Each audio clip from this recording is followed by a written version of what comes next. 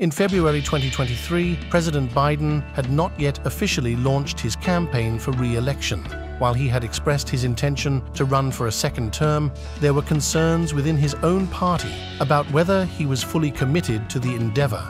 His answer came 32 minutes into his State of the Union address. Biden's remark, "Some Republicans want Medicare and Social Security to sunset," elicited a chorus of boos from the Republican side.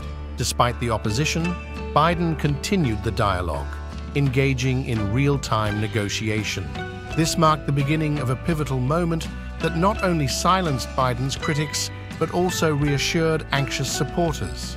Tonight, at the age of 81, Biden delivers yet another State of the Union address, providing him with another chance and a significant television audience to address lingering questions from voters about his capability for another 4 years in the highest office in the nation.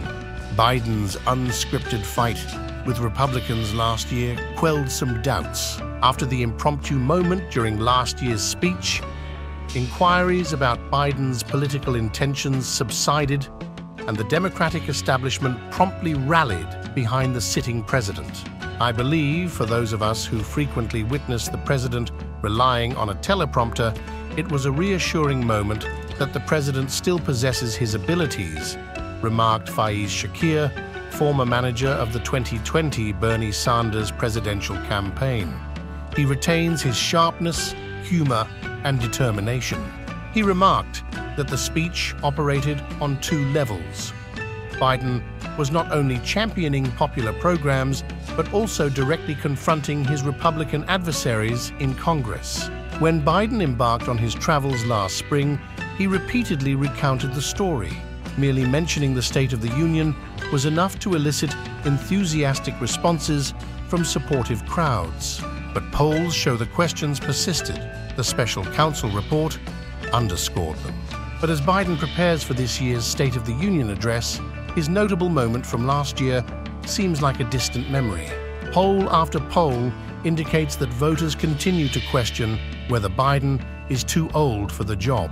Adding to these concerns, a special counsel report released last month about Biden's handling of classified documents damningly described him as a sympathetic, well-meaning, elderly man with a poor memory.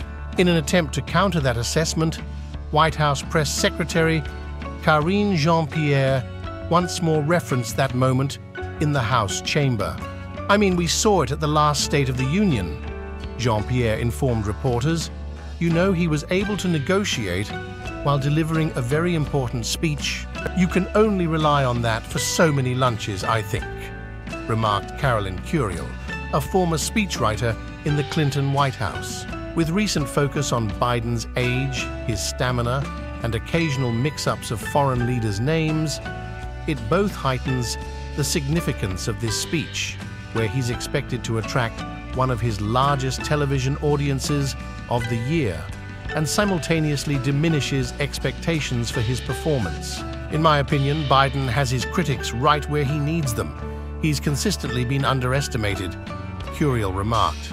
The White House has indicated that Biden will outline his accomplishments for the American people thus far and present his vision for the future. He will discuss the implementation and safeguarding of his agenda, which includes initiatives such as investing in infrastructure and eliminating unnecessary fees. Furthermore, Biden will draw sharp distinctions with Republicans on economic policy, safeguarding democracy, and reproductive rights. A particularly pertinent move, given that former President Donald Trump has become the presumptive Republican nominee in the race. At the dawn of 2024, it's President Biden's chance to clearly articulate, "This is what this election signifies," stated Karen Finney, a Democratic political consultant. "This is the essence of my presidency, what's in jeopardy, and what I'm advocating for." Updates on the situation in Gaza, efforts to pressure House Republicans into supporting Ukraine aid, and discussions on completing various domestic priorities will also be on the agenda. The word fight emerged repeatedly as people described Biden's mission in his speech. Sarada Perry, a speechwriter for former President Barack Obama, admitted, "This may sound sacrilegious for a speechwriter, but the power lies not only in the words spoken, but also in how they are delivered," Perry remarked. "It's one thing to claim, 'I'm the one fighting for you,' but if you don't exude a sense of determination, it may not resonate with those seeking that kind of leadership."